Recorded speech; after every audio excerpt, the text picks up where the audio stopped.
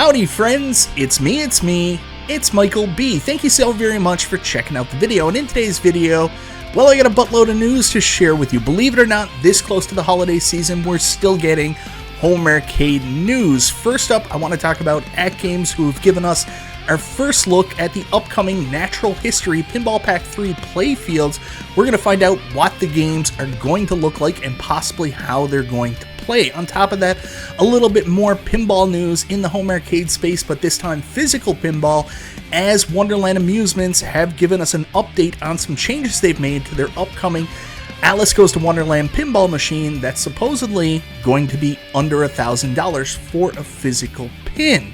After that, I got a little bit of a disappointing update from Quarter Arcades about the recently released Zookeeper Quarter Arcade, and then last but not least, you guys know I've been following the Iconic Arcade here in Canada ever since it had that huge price cut. Well, one part of the Iconic Arcade received a special one-day sale today that I think is an absolute can't miss, and I'm going to tell you more about it right after this.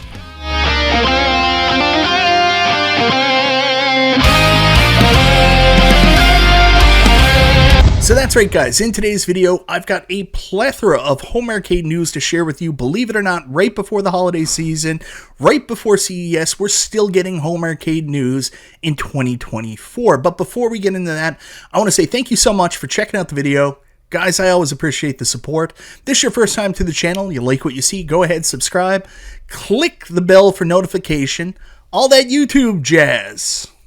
So first up, you guys know I've been covering the Iconic Arcade ever since it was announced. This really odd-looking arcade machine, when it was originally announced, wasn't exactly a product I would recommend. But after some recent sales here in Canada, where they dropped the price point down to $299 for the full arcade and $100 for just the control panel with the brain included, I thought this was kind of a can't-miss product.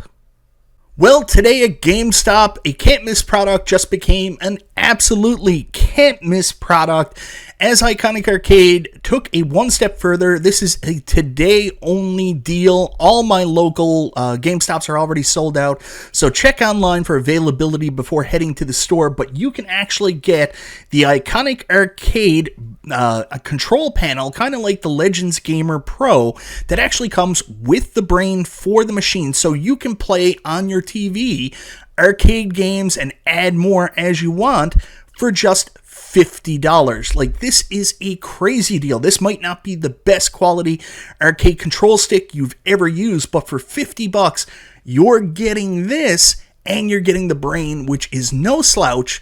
It's a Raspberry Pi Model 3B.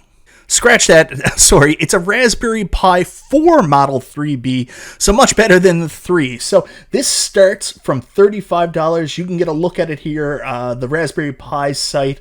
Think about all the cool shit you can do with it, and I mean, the starting price alone for the Pi 4 3B is $35. So on top of that, for just another $15, you're getting a control panel as well. Like, to me, that's just a crazy deal. So if you guys aren't familiar with Iconic Arcade, like I just mentioned, they use a Raspberry Pi 4 Model B for the brains to the unit that comes with this control panel. Here you see a demonstration from Iconic Arcade as themselves, where they're installing Batocera and using Batocera to run their games directly off the Iconic Arcade through the bar top. To me, this may be the best deal in gaming. I mean, if you look at it, $50 Canadian dollar dropped below 70 cents today. That's like $30 US. This even beats the GRS Buildicade deal. That's how good this is. Now, I'm not just trying to sell you up the river on this deal. I thought the deal was so good, I did something I thought I would never do. I today became an Iconic Arcade owner. Well, at least the control panel. The only thing that was shitty was there was no copies available in my local GameStops, so I couldn't avail of the $50 deal. I could, but I still had to pay shipping, which was an extra $11. Not terrible, but I got an Iconic Arcade control panel with Raspberry Pi 4B for $61.49. Welcome to the Iconic Arcade family. I know Kevin Clausen is going to love that. Next up, we got an update coming from Wonderland Amusements about their upcoming Alice Goes to Wonderland pinball machine, physical pinball machine.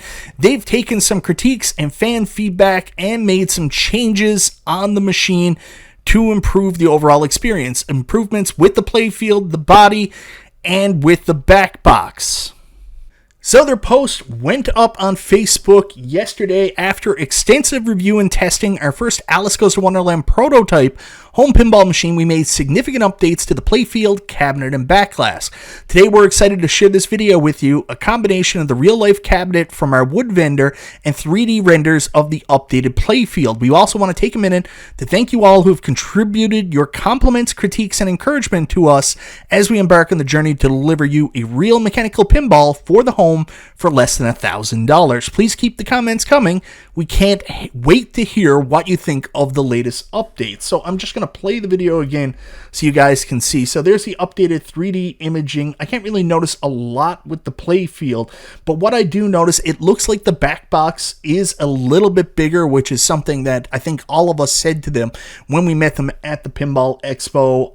Also, hopefully the flipper buttons are moved a little further back. They were a little too far up when we were at Pinball Expo, and the body seems to be a little bit different, seems to be a little higher. So yeah, those are the latest updates. I'm excited to see this. I mean, we get to see this machine built as time goes on, and it's, you know, this is not something where they've already got seed money and they're giving us updates. This is something they're building themselves before they either put it out to the masses or put it up on some kind of Kickstarter. So yeah, I mean, right now we're following this journey along. We have no idea what this is going to be like, what it's going to play like, but hopefully they keep listening to the feedback of the community and keep making changes to make this experience as good as humanly possible for under $1,000.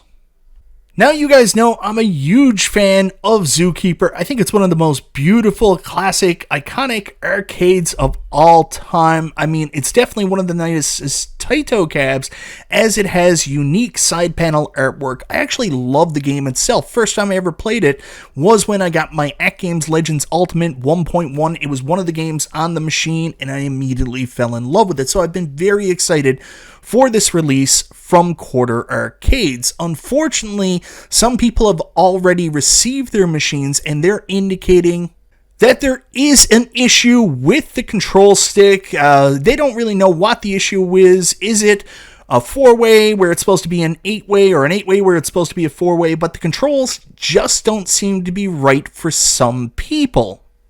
Now, Quarter Arcades was aware of the issues people were having with some problems with the controller inputs.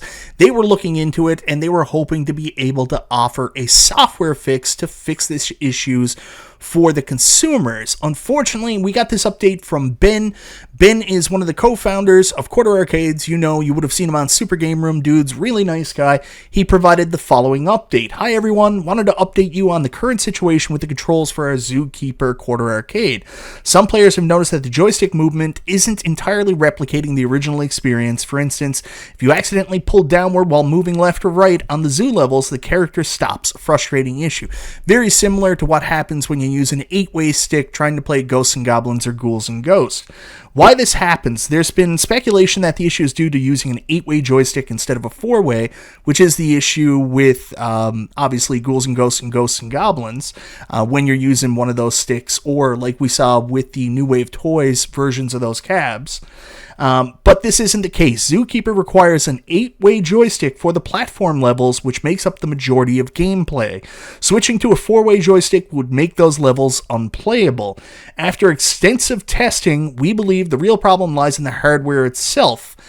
The original arcade game used a leaf switch joystick, allowing smooth and precise diagonal movements. Due to size constraints, our Quarter Arcade machines use micro switch joysticks. These are simpler and don't handle certain diagonal inputs in the same way. While this design has worked well for many games in our range, the varied gameplay styles in Zookeeper, particularly between the zoo and platform levels, make it a unique challenge. What we've tried, we've explored every possible software fix, including creating a custom driver to override disregard certain joystick inputs, ignoring a diagonal press after a left or right movement, which is one of the things they said they were going to do with, I think they were trying with the New Wave toys, Ghosts and Goblins, Ghouls and Ghosts as well. Unfortunately, these solutions didn't resolve the issue, likely because of how the original game processes inputs. Hardware limitations appear to be the root cause. Where we are now, given these factors, we've concluded that this is a limitation of the smaller joystick hardware we use in quarter arcades. While we've done our best to stay true to the original experience, Zookeeper's complex gameplay highlights a difference that we're simply unable to overcome with the current design.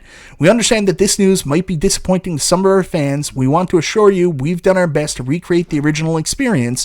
While the Zookeeper quarter arcade gameplay may not be a perfect replication, we're proud of what we achieved. We appreciate your understanding and support as we continue to bring these classic games to life in a new way. And then on top of that, for the people that are still unsatisfied, as we are unable to remedy this minor issue, we are offering anyone who is unhappy a full refund on their cabinet. Simply contact the retailer you made your purchase from, and they will arrange for collection and a refund, any postage paid to you directly. Here's the best contact for Just Geek. Apologies, this isn't the news we all wanted. However, we have tried everything possible to remedy. We sincerely appreciate your understanding and continued support. And I gotta say, even though they weren't able to come up with a solution, I mean, the transparency and willingness to, offer refunds for the product, even though, like, they're not saying return it or anything like that. Good on Quarter Arcades for doing this. This is a refreshing change in the home arcade industry. You don't see this very much. Sometimes there's a problem with a cabinet, the company will deny it, or they'll come out with a fix 2 years later and ask you for $40 to flash your PCB. So good job, Quarter Arcades. Now, last but not least, I want to talk about AtGames Natural History Pinball 3, and I want to say a huge thank you to half a dozen. He does Yo Retro with my buddy Chaotic BPR. They're covering all the AtGames Legends Pinball 4K releases. Anyways, he was the first to get this up yesterday in the unofficial, official, or whatever it's called, AtGames 4K group. So he posted the look at the playfields. I managed to get some high-res images we'll look at in a second. But we've got our first look at the new AtGames Natural History Pinball Pack 3. AtGames Natural History Pinball Pack 3. Playfields for Nature's Fury, Dinosaur Dynasty 2, World of Microbes, and... Geez, what's the other one called? Insect World. So let's take a look at those and see what we think of these upcoming games.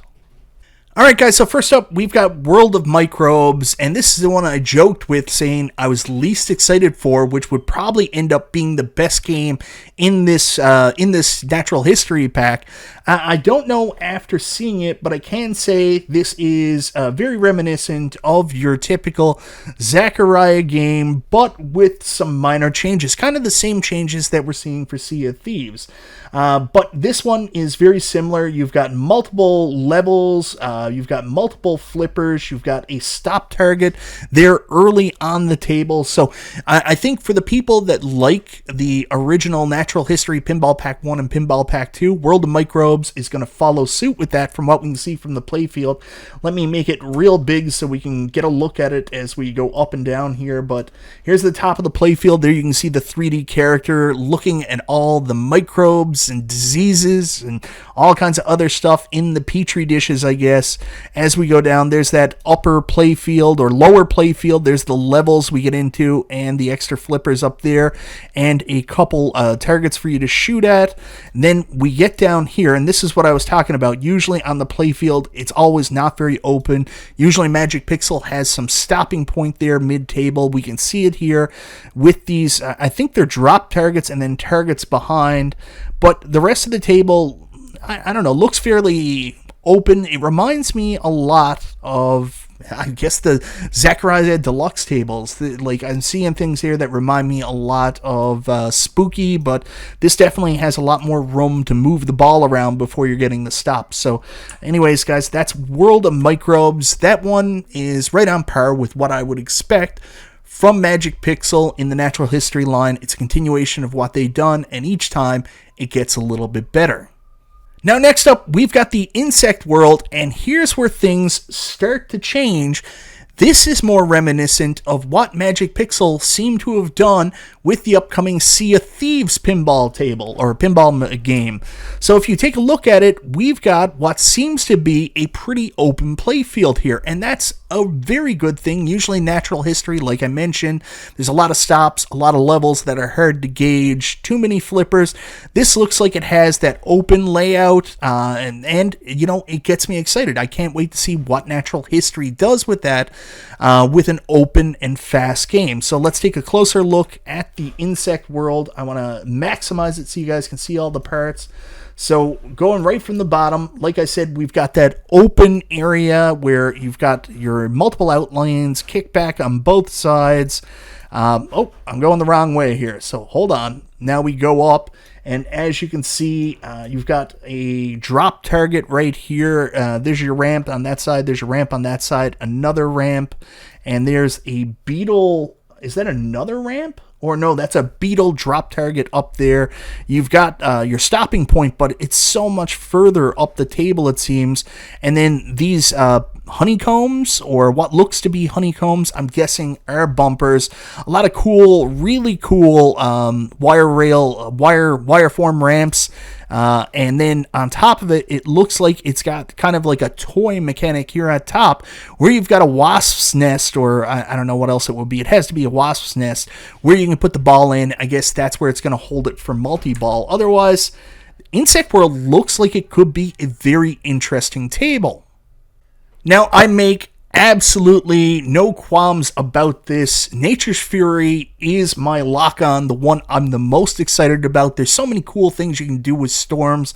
I love storms, and I gotta say, the art on this playfield is friggin' incredible. This looks like it's so much fun.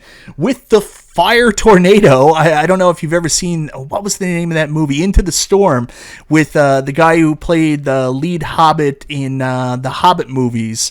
Anyways, Into the Storm, you've got a fire tornado, you've got lightning going there. There's so many cool things happening there. Let's maximize the size on this sucker here. Oh, it doesn't want to do it. There we go. So we're maximizing the size on this sucker. We'll go all the way down. Again, something I'm excited about. I was worried about one of those short Magic Pixel playfields where there wasn't a lot of room to move the ball around. That's not the case here. Very similar opening to Insect World. We got a bunch of wireform ramps as well. Of course, we've got, targets. We've got ramps right there. There's some... what are they called? I forget. It looks like drop targets, but points to hit there. Look, you've got this light here that's reminiscent of Godzilla, a little air horn for the storm. You've got your bumpers up there, which are whirlwinds. I mean, lots of cool things. And very similar to Insect World, you've got this, what is this, a volcano up here that it looks like your ramp goes into. It looks like the ramp goes up there, goes around the back, and then comes out the volcano. Disaster response route. Anyways, Nature Fury, from what I see so far, I love the playfield. I think it looks incredible. It looks open. It looks fun. I'm really excited to play this one. Last but not least, we've got our first sequel pinball table, and that is Dinosaur Dynasty 2 from Natural History. Obviously, Dinosaur Dynasty was regarded as one of the most popular games from the original Natural History Pinball Pack. So let's take a look at this bad boy here. This one's all about sea dinosaurs. I don't know if you saw Jurassic World, but you remember how the end came up where the, spoilers, the giant sea dinosaur came up and ate the other dinosaur. Well, that's what this seems to be about. Ocean-level dinosaurs. So let's take a look at the table and see. Again, it's got that very similar beginning to the actual, Natural History. It seems like a, trend. It's got the same bottom as Insect World and Nature's Fury. Then it's got the big sea dinosaur there. It looks like we've got some giant sea turtles there on the... I forget what these are called, but these here, the bumpers there on the bottom. And then you've got your ramp right there, which will bring it right back down. You've got a ramp right there. Unlike the other ones, it doesn't look... Oh, no, we've got different ramps. Like, we've got one up here where it's just a mini ramp that goes down into the bumpers. You've got some drop targets up there. It looks like your lock here is, in fact, a giant crocodile dinosaur that's a straight shot shot up the middle. I don't know what these are. These are spinners, which spinners are never a bad thing. Rip those spinners! So again, this could be a very interesting table. Looks like it's fast, fun. I've got to say, I really like this change in pace for Magic Pixel with their playfield design. We're not getting those 37 different levels that are very hard to track which level you're on at which time, because the games don't do an amazing job with depth in that perspective, and we're not overrun with flippers, so good job, Magic Pixel. So anyways, guys, that's the news for today. Lots of exciting things, and for the first time in a long time, I picked up a home arcade product. I am an iconic arcade owner, as I now have the control panel with the Raspberry Pi 4B. So I'm excited to see what I can do with it. From what I understand, it has great Sinden connectivity. So excited to see what I can run on the Pi 4 with my Sinden gun on Megacade. Of course, I'm looking forward to the upcoming AtGames pinball tables. They look like they're a lot of fun. I'm very impressed with the playfield images we saw so far. A very big departure from what Magic Pixel typically does with their pinball. So excited to get my hands on these.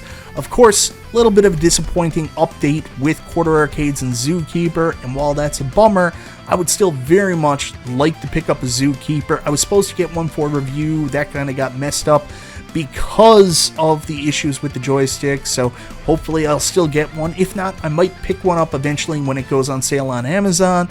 And then last but not least, Wonderland Amusements continue to make minor tweaks and changes to their pinball machine. Still, it's so hard to say whether this is going to be good or not, because, I mean, you got to play pinball to really get a feel for it, but I'm glad they're listening to the feedback from the community and trying to make whatever changes they can. Anyways, guys, let me know in the comments down below, what do you think of today's news? Is there anything you're really excited about? Anything that you're interested in picking up? Are you going to join the iconic arcade family, much like myself? Let me know in the comments down below. Once again, thank you so very much for watching.